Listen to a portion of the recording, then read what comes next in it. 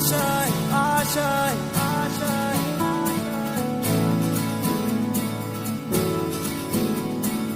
आशाएं आशाएं आशाएं कुछ पाने की हो आस आस कोई अरमा हो जो खास खास आशाएं आशाएं हर कोशिश में हो बार बार करे दरियाओं को आर पार आशाएं तूफानों को चीर के मंजिलों को छीन ले आशाएं हिले दिल की उम्मीदें हंसे दिल की अब मुश्किल नहीं कुछ भी नहीं कुछ भी आशाएं हिले दिल की उम्मीदें हंसे दिल की अब मुश्किल नहीं कुछ भी नहीं कुछ भी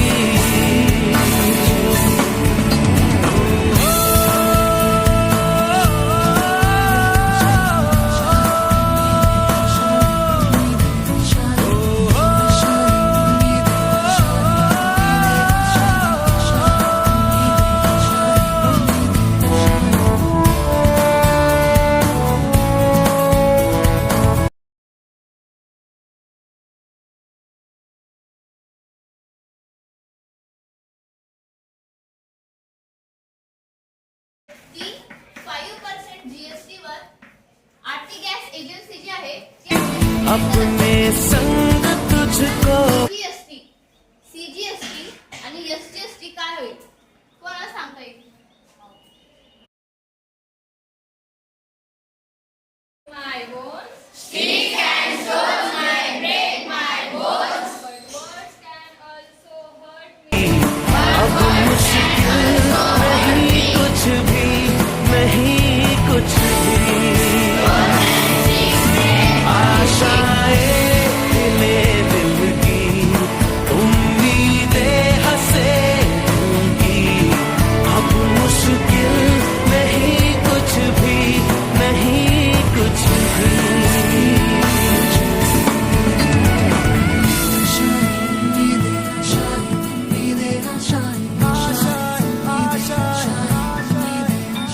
गुजरे ऐसी हर रात रात हो ख्वाहिशों से बात बात आशाएं लेकर सूरज से आग आग गाए जा अपना राग राग आशाएं कुछ ऐसा करके दिखा खुद खुश हो जाए खुदा आशाएं या ठिकाणी सरस्वती पूजन आणि एक कार्यक्रमात संपन्न होत आहे अब मुश्किल नहीं कुछ भी नहीं कुछ भी आशाएं हिले दिल की उम्मीदें हंसे दिल की अब मुश्किल नहीं कुछ भी नहीं कुछ भी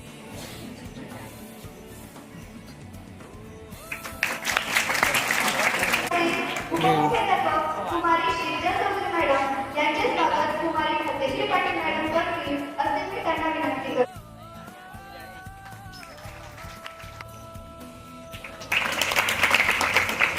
सहकारी शिक्षक रुपेश कालवे सर यांना विनंती करते की त्यांनी आपल्या उपस्थित असलेले आपल्या शाळेचे मुख्याध्यापक माननीय श्री चव्हाण सर यांचे पुष्पगुच्छ देऊन स्वागत करावे.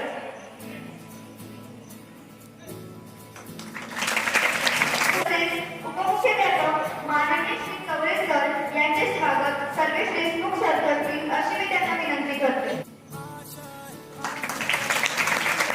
तसेच पर्यवेक्षक माननीय श्री भुजबळ सर यांचे स्वागत दिनेश सावंत सर करतील अशी मी त्यांना विनंती करते. हर कोशिश में हो बार बार कर दरियाओं को आर पार आपल्या शिक्षक वृंदाचे स्वागत मी पुढे नाव घेतलेली वैष्णवी भोपळे पूर्वा पाटील मामी करतील आणि काशीद दाखल करतील अशी मी त्यांना विनंती करते.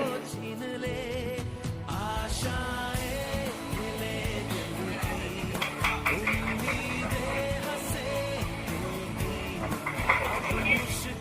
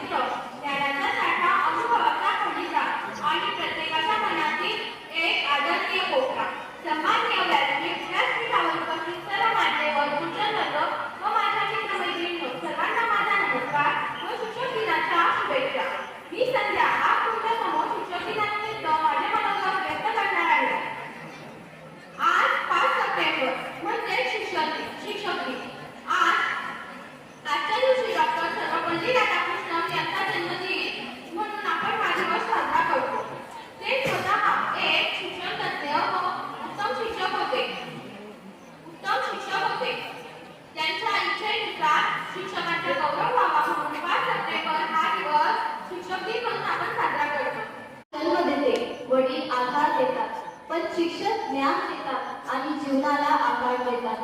नमस्कार, माझं नाव कांचन विलास चौधरी, आमची पर्यवेक्षिका, आणि मी इथे माझा अनुभव सांगू इच्छिते. साधारणपणे आपण विद्यार्थी रोज बेंचवर शांत बसून आपण शिकतो, शिक्षकांचं ऐकतो, पण आज मला स्टेजवर उभं राहून सर्व मुलांना शिकवावं लागलं आणि खरं सांगते, आज समजलं की टीचर बनणं किती कठीण असतं. आपण खाली बसलो की वाटतं, अरे शिक्षकाचं काय मोठं काम, वर्गावर जायचं, पुस्तक उघडायचं, धडा वाचायचा, प्रश्न विचारायचे, एवढंच काम. पण मी आज शिक्षक झाले तेव्हा लक्षात आलं की सर्वांवर लक्ष ठेवून शिकवणं. एखादा मुलगा थोड्या करत असेल तर त्याला हसत समजावून सांगणं आणि आपलं टॉपिक कंटिन्यू करणं हे किती भारी काम आहे हे खरंच आज मला समजलं. आजच्या अनुभवामुळे मला जाणवलं की शिक्षक हे फक्त आपल्याला धडे शिकवत नाही तर ते आपल्याला आयुष्य शिकवतात. आणि हे काम करताना त्यांना किती संयम, किती मेहनत, किती कष्ट करावे लागतात हे आज मला जाणवलं. म्हणून आज सर्व शिक्षकांजवळ माझी कृतज्ञता व्यक्त करू इच्छिते. साऊथ आफ्रिकामध्ये एक युनिव्हर्सिटी आहे, त्याच्या फलकावर लिहिलेलं होतं, to destroy the nation you do not need the atomic bomb, nuclear bomb or missile. You just lower the quality of education. एखाद्या राष्ट्राला संपवायचं असेल तर तिथे न्यूक्लिअर बॉम्ब यांचा मारा करण्याची गरज नाही, तर तुम्ही त्या शिक्षणाची गुणवत्ता कमी करा. आज आपण मोबाईल, संगणक, इंटरनेट, एआयच्या युगात जगतोय. गुगल आपल्याला प्रत्येक प्रश्नाचे उत्तर सहजपणे देतोय, पण विचार करायला लावतो का? नाही, मुळीच नाही. आपल्याला विचार करायला लावतात ते शिक्षक. म्हणून to my dear all teachers, you don't just teach me that the distance between the earth and sun. You teach us that you are from your head to heart. So salute to you. Thank you. आता या कार्यक्रमाचा महत्त्वाचा भाग म्हणजे कार्यक्रमाचे अध्यक्षीय भाषण. मी आमच्या मुख्याध्यापक कुमारी रिया पाटील मॅडम यांना विनंती करते की त्यांनी आपले मनोगत व्यक्त करावे. नमस्कार, माझे नाव रिया पाटील, मी आजची मुख्याध्यापिका. आजचा हा दिवस माझ्यासाठी खूप खास आहे, कारण शिक्षक दिनानिमित्त मला आज मुख्याध्यापिका होण्याची संधी मिळाली आणि हा अनुभव माझ्या जीवनातील अविस्मरणीय ठरेल. आजपर्यंत मुख्याध्यापक सरांना मी फक्त दुरून पाहिलं होतं, परंतु आज त्यांच्यासारखं खुर्चीवर बसून जेव्हा मी माझी जबाबदारी पार पाडली तेव्हा मला मुख्याध्यापक पदाची जाणीव झाली. विद्यार्थ्यांना सांभाळणं, शिक्षकांशी संवाद साधणं आणि शाळेची शिस्त राखणे ही कामे करताना मला समजले मुख्याध्यापक होणे म्हणजे केवळ अधिकार नाही, तर ते एक उत्तरदायित्व आहे. खरं सांगायचं तर आज मी माझ्या सर्व शिक्षकांची मेहनत आणि त्यांचे विद्यार्थ्यांप्रतीचे योगदान हे खूप छान पद्धतीने समजले. हा सन्मान दिल्याबद्दल मी शाळेचे मुख्याध्यापक श्री उपमुख्याध्यापक श्री चौरे सर आणि पर्यवेक्षक श्री विजयराज सर यांचे खूप खूप आभार आहे. तसेच आपण माझे मनोगत ऐकून घेतले त्याबद्दल आपले देखील खूप खूप आभार. मी आपल्या शाळेचे मुख्याध्यापक माननीय श्री S.R. चव्हाण सर यांना विनंती करते की त्यांनी आजच्या शिक्षक दिनानिमित्त आम्हाला मार्गदर्शन करावे. सर्वांना नमस्कार. विद्यार्थी मित्रांनो आणि माजी शिक्षक वर्गमित्र, 5 सप्टेंबर हा शिक्षक दिन साजरा केला. जसं वेगवेगळे दिवस साजरे केले जातात, डॉक्टर्सचे, सायंटिस्टचे, इंजिनियर्सचे, पायलटचे, मर्डर्सचे आणि काही संवाद येतो. तर विद्यार्थी मित्रांनो, हे डे जे आहे, दिवस का साजरे केले जातात, तर ती भूमिका पार पाडणारे जे तरुण असतात किंवा ती भूमिका पार पाडणारे जे लोक असतात त्यांच्याबद्दल कृतज्ञतेची भावना कृतज्ञतेची भावना व्यक्त करण्यासाठी आपल्या हृदयात असतात. आपल्या हृदयात आई मंडळानंतर कोणाचं स्थान असतं तर आपल्या शिक्षकाचं स्थान असतं. समाज किंवा तुमच्या आई वडील तुमच्या आई वडिलांनी जे तुम्हाला पाठवलं ते कोणाच्या विश्वासावर पाठवलं ही समज शिक्षक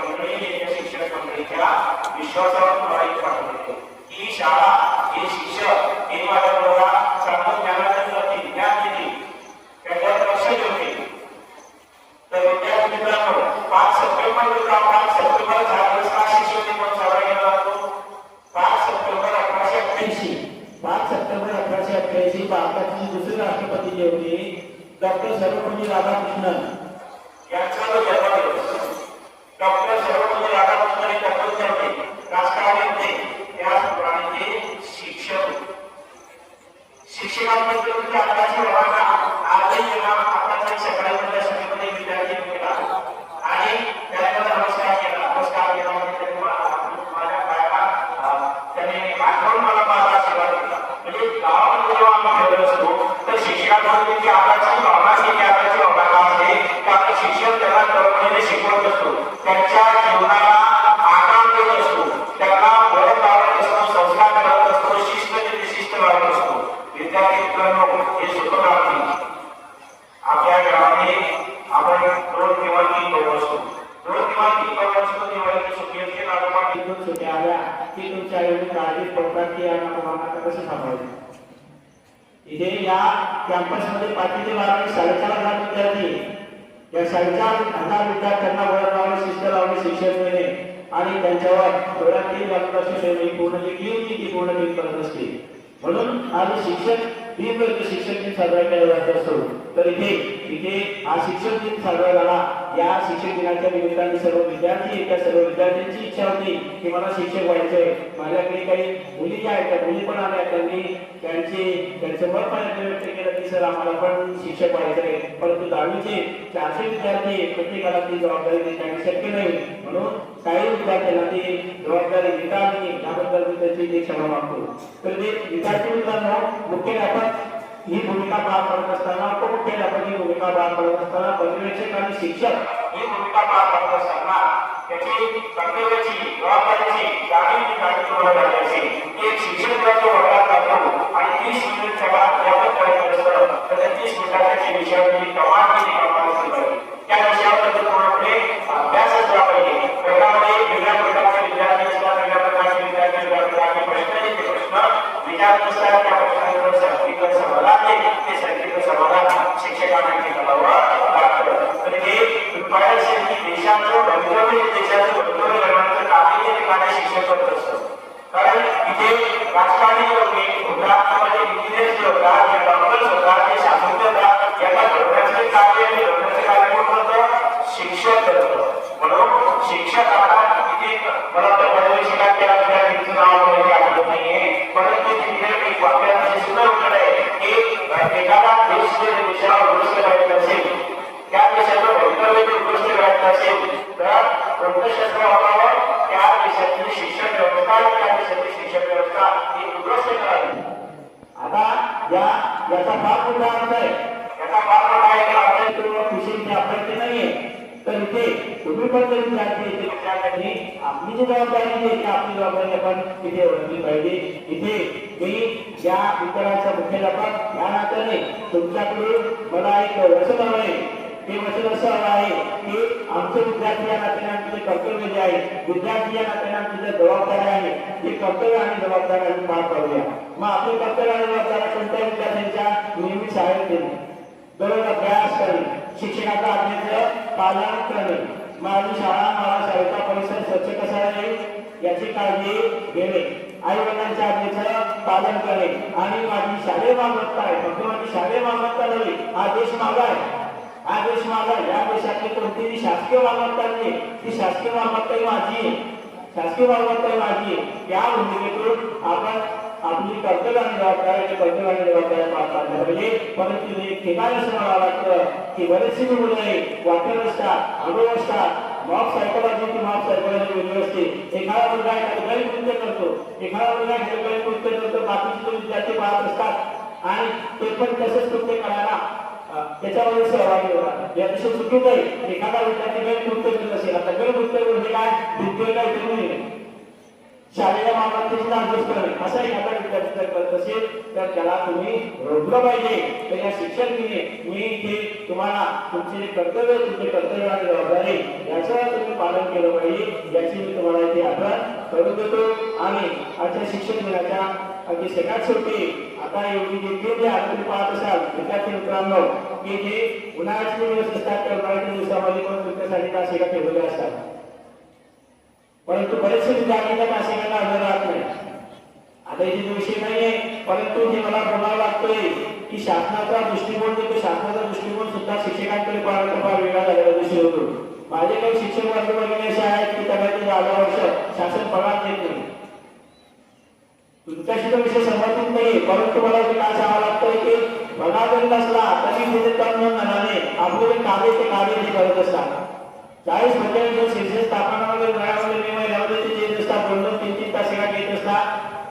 जवळपास उन्हाळ्याची जून महिन्याची जरी सुट्टी असली तर काही शिक्षक 6 दिवस काही 12 दिवस काही 11 दिवस येत असतात आणि ते अध्ययनाचं कार्य करत असतात. तर मी इथे हे माझे शिक्षक आणि बंधू भगिनी आहे, मी इथे मुख्याध्यापक आहे, परंतु ते मुख्याध्यापक हा एकटा काही शाळेचा प्रगतीपथावर नेऊ शकत नाही. मी फक्त निमित्त मात्र आहे. हे पूर्ण हा जो जगन्नाथ